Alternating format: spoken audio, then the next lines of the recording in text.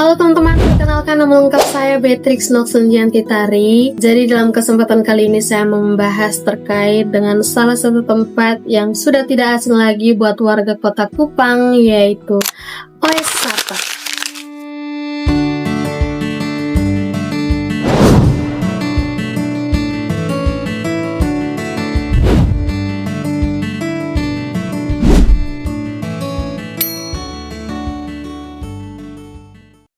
Nama Oesapa itu sebenarnya merupakan gabungan sejarah antara suku Helong dan juga suku Rote.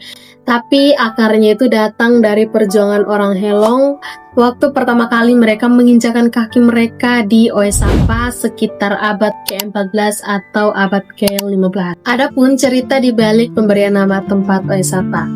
Jadi teman-teman, dulu waktu suku Helong mereka lagi bermigrasi besar-besaran ke arah barat Pulau Timor, mereka sempat mampir di pesisir pantai yang penuh sekali dengan pohon kelapa, di mana pesisir tersebut itu yang kita sebut sebagai Oesapa sekarang ya. Tetapi ketika mereka sampai ke tempat tersebut itu mereka mengalami satu kendala, yaitu mereka kehausan.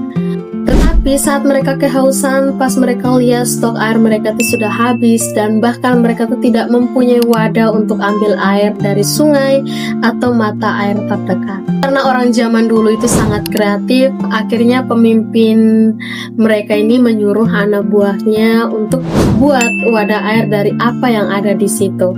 Akhirnya mereka membuat wadah dari daun lontar. Dan dalam bahasa Helong, wadah air dari daun lontar ini disebut sebagai Oesapa.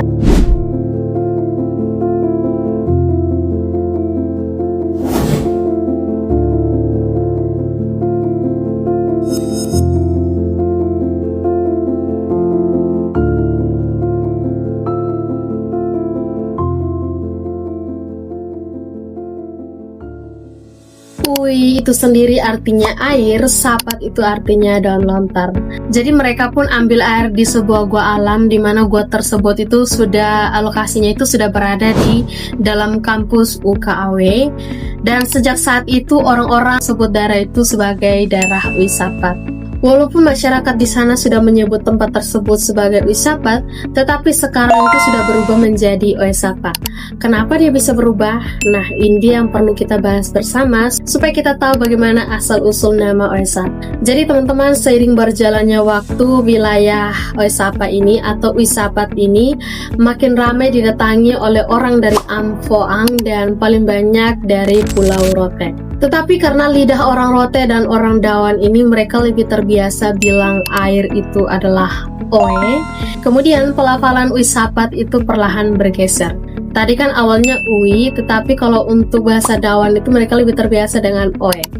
Jadi ditambah lagi aksen Melayu yang suka menghilangkan huruf T di akhir kata, jadilah kata sapat tadi menjadi sapa. Jadi Ui tadi menjadi Oe, lalu sapat tadi menjadi sapa. Jadi Ui sendiri itu adalah bahasa Helong dan Oe adalah bahasa Rote atau Dawan.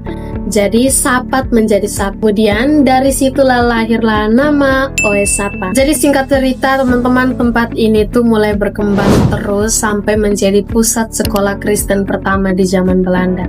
Oesapa ini menjadi saksi bisu Perang Dunia II. Kalau Oesapa besar itu dulu menjadi tempat mendarat tentara Australia, terus malah menjadi penjara waktu Jepang masuk.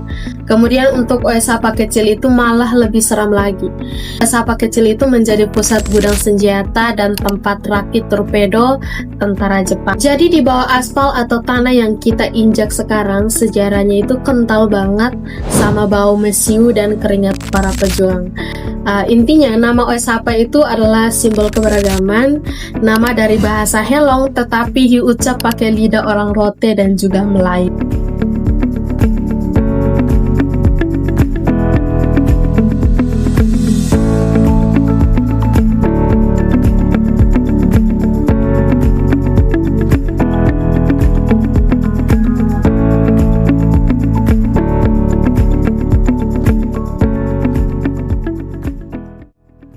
Oke teman-teman, setelah penjelasan singkat yang saya berikan, semoga teman-teman tuh bisa memahami apa yang saya jelaskan dalam video ini.